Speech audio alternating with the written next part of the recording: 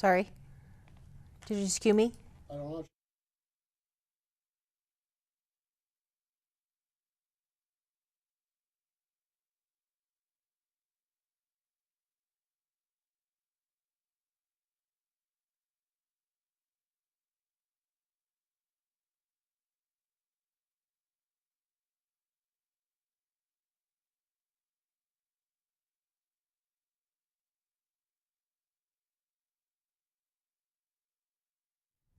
What does the word bully mean to you? Have you or someone you know been a victim, witnessed bullying, or been the perpetrator?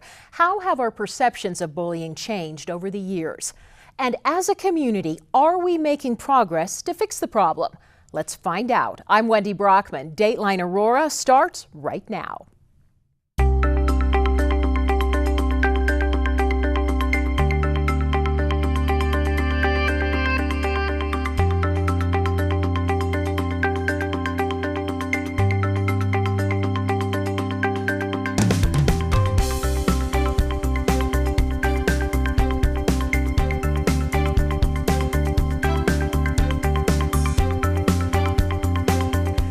October is National Bullying Prevention Month. This awareness campaign has grown from a week-long event to an entire month over the past decade.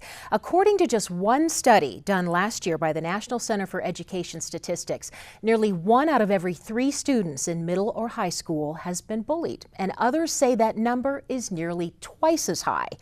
Let's talk to the experts about this. We have Bonnie Martinez. She is the Dean of Students at Aurora's Hinckley High School. Yes. We also have Andrea Antico. She is the local author of Buster the Bully. And we have Dr. Ben Leichling, who is a local author as well and a nationally known expert in the field of bullying. So welcome to all 3 of you. I want to hear each of you give your definitions of bullying. Bonnie, let's start with you. Okay, my definition of bullying is that it's ongoing, it's intentional, and it's meant to gain control over another individual. Okay. Andrea? And bullying to me is negative, and it's repeated behavior, and it can be verbal or physical or even digital, but it's negative behavior that doesn't stop. And it doesn't just happen once, it has to be over again, over and over and again. Dr. Leichling, you agree? I agree, and I would only add about tactics, relentless.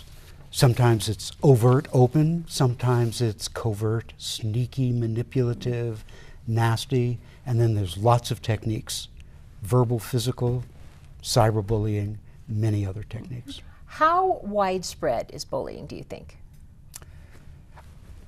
Very. I think wider than we think?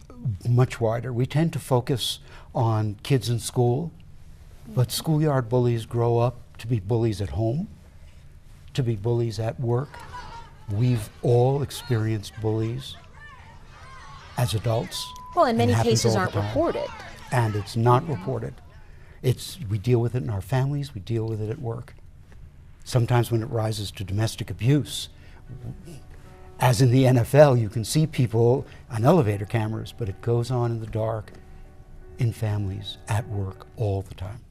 Now, when we're talking about younger kids, Bonnie, high school can be challenging anyway. What is the climate like at Hinckley when it comes to bullying? Well, our climate is definitely different than most schools because we have a culture of care there and we do restorative justice. So we deal with bullying issues in a much different manner than most schools would, where we bring people together and we communicate about it. However, it has to meet that true definition because nowadays there's a lot of buzzwords that everyone throws around, parents as well as students, they're being bullied, but it's not really being bullied. They had an argument or a disagreement and they'll use the term bullying. Because when we hear about someone being bullied, we take that very seriously. So we have to make sure that we communicate and we speak to everyone involved to make sure that it is bullying. And we deal with that in a serious manner if it is true bullying. Now you mentioned the restorative justice process. That's something new you're doing at Hinckley. Yes. What is that? This is our 4th year actually at Hinckley, and it's about bringing all participants into the room and we talk about what happened, how does it affect you and others, what are you responsible for, and what's the solution. That's your breakdown. You bring in the players. Yes. What happened? Absolutely, and so the thing about that is because we're talking about bullying, right? So Ben talked about how it happens in their adult life. So if we don't communicate from elementary age all the way to high school age, then that's going to continue on. This allows us to be able to give everyone a voice, to find out what's the root cause of what's taking place. Andrea, you're more focused on younger children, and we have some video of you reading to a group of second graders recently. So let's take a look at that. Okay, I'd like to add We're gonna take a look at that video, and then we'll come right back out to you. Okay, great. The name of the book is Buster the Bully. A change in the weather helps him change his ways. You might be thinking, what does weather have to do with the bully? But we'll see as I read you this book, Buster the Bully. In a great neighborhood was a great school where children lived by the old golden rule until Buster the Bully arrived on the scene, tough-talking and terrible, menacing and mean. The air suddenly grew still, and a tornado appeared. Buster the Bully was scared, that funnel he feared. Soon the tornado disappeared. The sky was again blue.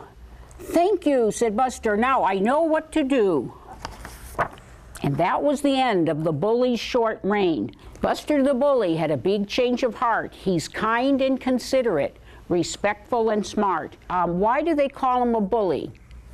Good question. Who can answer that beside me? Oh wow. He's talking to other people in a nice way?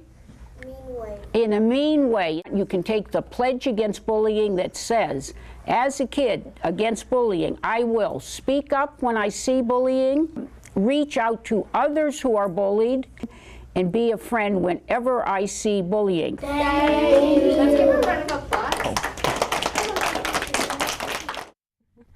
That was a good group. And Why did you write this? Well, I used to be a librarian. That's what I've done for most of my career. I was a school librarian in Aurora for a long time, for 20 plus years, and then overseas.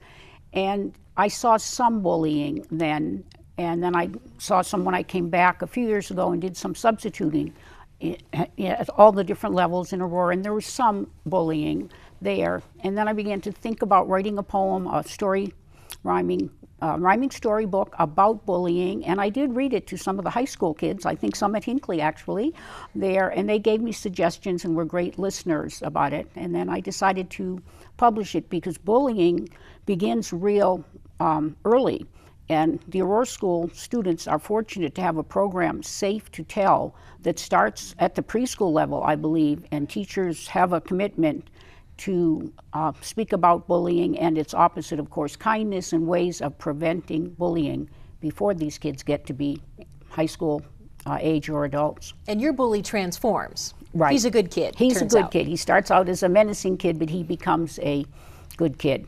So it is possible to change. What kind of feedback do you get from students and parents? Generally positive feedback. I'm a grandmother, and I speak to some grandmothers, and they often tell me about a problem that their grandchild is having in a school. And I hope that Buster the Bully will get kids to listen and discuss it with their teachers, their parents, and their grandparents, and hopefully see some changes in the bullies. President Obama launched a website in 2011, stopbullying.gov, as a resource for kids, parents, teachers, everyone else. And Governor Hickenlooper signed legislation in Colorado basically to do the same thing. Do you think, Dr. Leichling, that has had an impact? I think that's part of what's had an impact. I think we're in a cultural shift. We used to look at bullying and think kid stuff, boys just being boys. And now we don't. We look at the relentless bullies, the busters that don't convert, the busters that don't get it, and we see them growing up and taking that pattern out on their kids, on their spouses' partners, at work, and we say, we have to stop this. Number one, we have to protect the targets, and number two, we have to change the ones that can be changed. So that's a cultural shift instead of letting it go as boys will be boys. So the more awareness, the more we talk about it, the better. Absolutely. For you and your kids. Absolutely. And as you were reading to the children and you asked them in the presentation to the children of what do you hear, what's a bully? And you're asking them to go and tell and let adults know about someone being bullied. That's a transformation that we have in our school. Because before it would be, as it was in your book, don't snitch, don't tattle, and things like that. No longer is that with Hinckley High School. Our kids are safe with us, so if there's something taking place, it may not necessarily be the victim that's coming to tell us. Usually it's not. But other students will come and tell us, that kid's being picked on, you need to talk to those kids. And so that's the great transformation that's taking place, is when other students are coming and approaching us so other people do not get hurt. So those little ones need to know it's okay to tattletale. Of course. Speak up. Right. It's safe to tell. Go on. It's safe to tell, yeah. And I think that's the difference between treating bullying as a spectator sport, where kids are spectators or bystanders, when actually they're witnesses. But they need to know that the responsible authorities, the teachers, the principals, will do something if they tell. And I think that's the underlying, you might not have mentioned it, but at Hinckley, the underlying idea that makes the restorative justice work is that we will not tolerate bullies, period. So even Now, if here's you're a not, method. if you're not the one getting bullied, but you see some other kid getting bullied, it's safe to tell.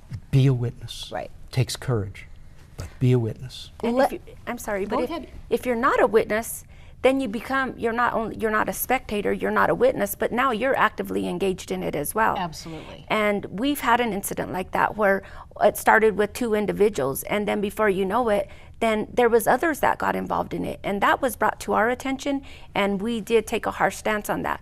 We don't ever bring the victim back in to be re-victimized, but we brought in the parents as well as all the students, and we came together in a circle, because that's what we do, the talking circles, to ask the community, to ask the parents and the students about restorative justice and what was their solution.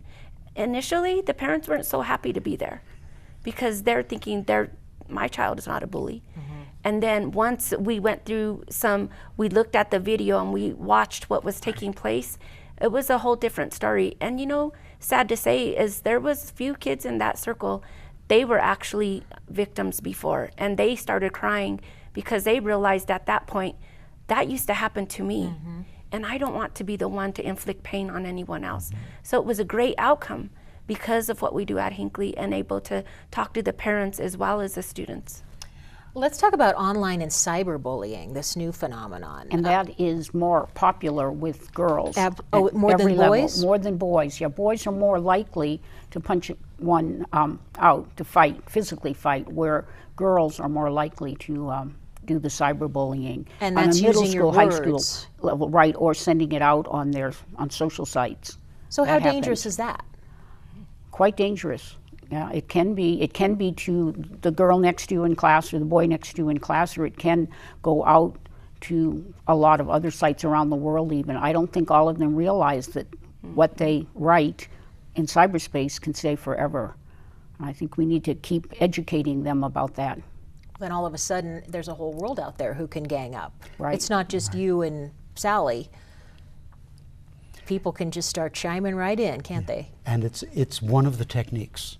It's a new technique. In the old days, if you want to use that image of it, the girls used to play cutout verbally to each other and put other kids down, and the boys used to write names in the bathroom.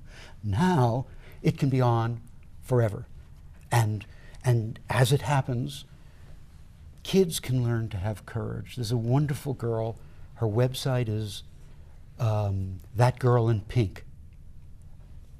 She was on a video that someone put up, and hundreds of thousands of people went on it, and there were a lot of bullies came out of the woodwork and put her down and told her to commit suicide. Wow. And she learned to stand up when she was about 14. So there's that learning to have courage and then learn skill in standing up. Even though it's cyberspace and, quote, nobody can do anything about it. Right. She did. Is there any way you can manage that in the schools? We try. Yeah. And we know how big social media is. So cyberspace and everything that takes place there, because our kids trust us and they come and they report it back to us, that's how we're aware of it. But it's so dangerous, so very dangerous, because things that we wouldn't say in person, when we're behind that computer and typing away and we're frustrated because we've been victims of that before, and so now this is the way we have our control and our power over it. We just sit behind the computer screen and type away, not realizing the deep impact that it has on others. So it takes some time, and it's a lot of manpower when you someone brings a situation to you where you're having to investigate something that's been happening on Facebook or Twitter or who knows, all these new social media ways to address one another. Mm-hmm.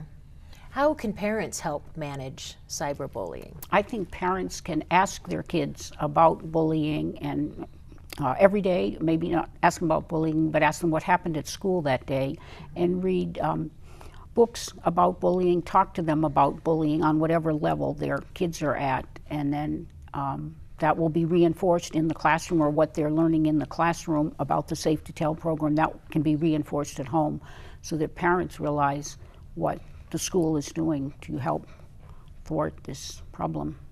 We can't just take their technology away No, as parents. I've helped lots of parents who feel technologically behind their kids, knowing their kids can do much more. Sure. But still, you can look for the warning signs of, is your kid being bullied or is your kid bullying? Look for those warning signs, engage in that discussion, and you take charge. The answer is you can take technology away from kids. You can decide how old the kid is before giving whatever technology. Mm-hmm. You're still responsible as a responsible parent. Just like, I mean, what you're doing at Hinckley is wonderful because you're being responsible. Mm-hmm. You are taking charge of that environment as responsible adults and not leaving it up to whoever the meanest, nastiest kid or the meanest, nastiest parent of the meanest, nastiest kid. Right. You're not being afraid of that. And that's wonderful. So say you have a bullying case at Hinckley. You've done your restorative justice process and determined that it is indeed a fact of a bullying case. How do you deal with parents on both sides, parents of the victim and parents of the perpetrator? How do you bring that group together? So I didn't bring the victims together with the perpetrators. I didn't, because I don't want to re-victimize that whole process. Yes. So all of the parents of the perpetrators were in one group, and the parent with the victim was in a separate group. So I dealt with that individually, one-on-one. So they never came together or whatever. But what I witnessed that day was so amazing. It was so inspiring to see that a group of adults with their children were able to recognize that that is not what we do at Hinckley, and it's not appropriate. And ever since that incident, it has not happened again. So giving students a voice and coming together and listening and trying to solve it, try to heal the harm that's taken place, that's very powerful. So you can usually resolve it by talking through it? Yes, yes, absolutely.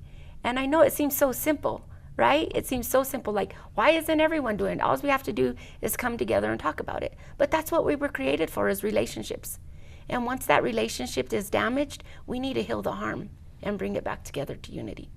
So are there times where you have to have a heavier hand? And, you know, if you have a no tolerance, mm-hmm. you know, where do you draw the line in terms of a punishment or a suspension or something like that? You have to look at every case individually, and if it's continuously ongoing, and for example, if that restorative justice didn't help and that same person continued with that behavior towards another student, because usually once that person is no longer their victim, then they'll move to another mm-hmm. one, as we said earlier. Right. Then we'll deal with that on a heavier note, and we've done that as well. All right. You can see where it could be a little bit of a delicate balance for them with two sets of parents. What is your opinion on how to handle it? I work in an unusual area. About a quarter of my work is with families whose kids have been targeted, but they haven't gotten help from teachers or principals. They're facing do-nothing principals as opposed to Hinckley. The other three quarters is with adults who have had the same experience. They've tried everything they can think of, and it hasn't worked. They've tried the golden rule. And if it's worked, they don't come to me. If it hasn't worked, they're the ones that come, whether it's at work, whether it's at home, whether it's aunts and uncles, toxic parents, toxic children. And so I deal more with that end of it, and that's where we talk about how do you stop the bullying, and it's not a delicate balance. Kids who are targeted over and over, if they get help to stop the bullying, they don't become victims. They've just been targeted. If they don't get the help, if they never learn the skills at stopping bullies, then they'll become victims. They'll grow up, and the tendency is they'll marry or partner people who will make victims of them. They'll be wearing a sign at work, victimize me, and I don't know how to protect myself. So sometimes you do have to do things to stop the bully. So if a parent doesn't feel that their child's fear or concern has been addressed, how do you step in there? I haven't had that experience yet. Really? Because the parents know that we're there to help. And we're not only there to help their child, we're there to help every child. So knowing that, I think that's why we have that trust, where the parents are coming to our school, and you know, we have the safe to tell and no place for hate, but our parents are so comfortable within our school that if something happens on the weekend, they won't call the police officers on the weekend. They'll wait till our doors open on Monday to come and report that to us on Monday. So it's changed the way we typically do business. But you talked about the warning signs.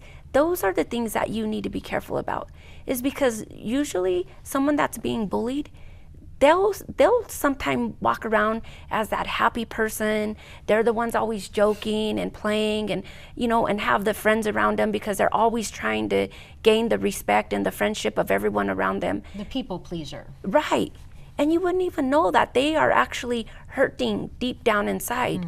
And those are the warning flags. Those are the signs that you want to make sure that you deal with those people and you talk to those individuals, because those are the ones that in the night hour, when they're in their room behind closed doors, that's when all those thoughts and all those reoccurrences come up.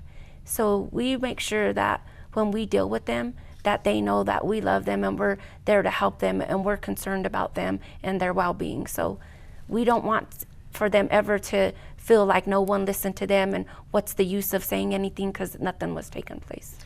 Andrea, are there other warning signs? I think so, and I think on the playground, that's where the teacher sometimes and the paraprofessionals come in. If they see a kid, the opposite kind of, without friends, ostracized, that's a warning sign that that kid could become a bully if he has no friends. And so the playground's a good place to kind of, as you scan for accidents, but you scan for groups of kids or where bullying can start, often on the playground or on the school bus. That's a place where school bullying often starts or ends there. So that's another place we have to be vigilant about it. But parents who volunteer in the schools, they can help in the bullying problem as well. When you hear stories from people who talk to you, don't you just feel the anger? It's so, yes. It really just gets me going. Yes, it gets me going too. Not only at the bully, but at the supposedly responsible adults who aren't responsible, who don't exercise the authority they have, who aren't models of care, courage in doing something. And you know, what you talked about is there are people, yourself included, and whole bunches of other people who at Hinckley who must have been trained and learned what to look out for, what to look for in the bus, in the cafeteria, in the locker rooms, in the bathrooms, the edges of the playground, all the usual places, the little hallways in the back, all the usual places. And they're watching and they're knowing and talking with each other about who might be getting away with bullying and who might be relentlessly targeted. And it does. And I deal with that other section of people that you'd asked about. There's one group, like you talked about, at Hinckley, where they're going to do something, and there are many principals like that. And then there's this whole other group of schools, of principals, of teachers. I call them do nothing just for an expression for it. They won't help. And that's that question about what do you do if you're a parent? and you're not getting your concerns met, which is the same as what do you do in your family if Uncle so-and-so is still bullying the kids? What do you do at work if this little clique of people are bullying? It's the same sort of question. So what do you do? I talk to people about courage. I inspire them to have courage and to make waves. Now, we have confidentiality, so a parent can't go and find out what are you doing to that bullying kid and parent. But you can ask, does the bullying stop? If the bullying stops, fine, whatever process they're using. If the bullying doesn't stop, then you have to make waves, and you have to do it skillfully. You have to move those principals and teachers, and maybe district superintendents, whoever, to be more afraid of you than the parents of the bullies. Okay. Because the do-nothing, I would say principals, but I mean them all.